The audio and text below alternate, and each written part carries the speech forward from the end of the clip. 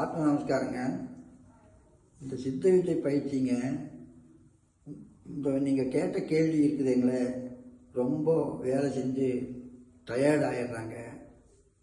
மனம் ரொம்ப பாதிக்கப்படுது, வேலை செய்ய முடியாத அளவுக்கு டயர்ட் ஆகிடுது.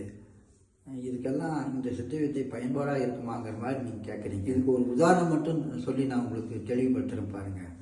தூங்கும் போது உங்கள் சுவாசம் உள்ளிலேயே மேலும் கீழும் நடக்குது.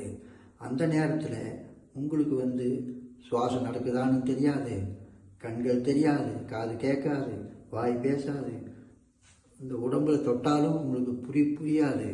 அந்த அளவில் ஓய்வு எடுத்துட்டு இருக்குது உங்கள் உயிர். அந்த ஓய்வுக்கு அடிப்படையான காரணம் சிவானந்த பரமேஸ்வரர் சொன்ன கதாகதம் தான் காரணம்.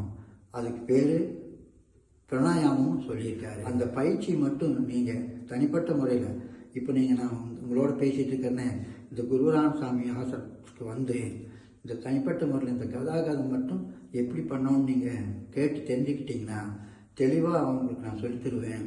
அப்படி தெளிவுபடுத்திட்டு போனீங்கன்னா கஷ்டமான பயிற்சியில் இது தூங்கும் போது நடக்கக்கூடிய சுவாசம் தான் தூங்காத போதும் செய்யறதுக்கு நாங்கள் கற்றுத்தருவோம்.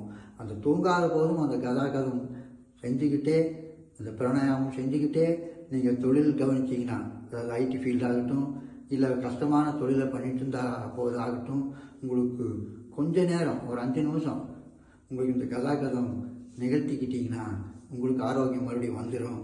நீங்கள் மறுபடியும் எப்பவும் போல் வழக்கம் போல் நீங்கள் செய்யலாம். இந்த வேகமான உலகத்துக்கு, பரபரப்பாக இயங்கிட்டு இருக்கிற இந்த உலகத்துக்கு இந்த கதாகதம் ரொம்ப உபயோகமாக இருக்கும் அப்படிங்கிற ஒரு நல்ல செய்தியை சிவானந்த பரமேஸ்வரர் சொல்லியிருக்காரு, குருராமசாமி சொல்லியிருக்காரு. அவர்கிட்ட நான் இதையெல்லாம் தெரிஞ்சுக்கிட்டு தான் அவங்களோட நான் இப்போ பகிர்ந்துக்கிட்டு இருக்கிறேன். இது நிஜம். குருராமசாமி சிவானந்த பரமேஸ்வரர் சொன்ன ஃபார்முலாவை இந்த உலகம் தெரியட்டும்னு சொல்லிட்டு இந்த கட்டடத்தை கட்டி வச்சிருக்காரு. இதை ஒரு தடவை பாருங்கள். இந்த மனித வடிவத்தில் இந்த கட்டடம் கட்டப்பட்டிருக்குது. இந்த மனிதனுக்கு உள்ள விஷயங்கள் என்னன்னு தெளிவாக இங்கே சொல்லப்பட்டிருக்குது. நீங்கள் நேரடியாக பார்த்து எதையும் பார்த்துக்கிட்டு எப்படி இந்த கதாகதம் பண்ணுறது அப்படின்னு சொல்லிட்டு தெரிஞ்சுக்கிட்டு போனீங்கன்னா நீங்கள் ஆரோக்கியமாக இருப்பீங்க, ஆனந்தமாக இருப்பீங்க, நல்ல விதமாக சந்தோஷமாக வாழ்வீங்க.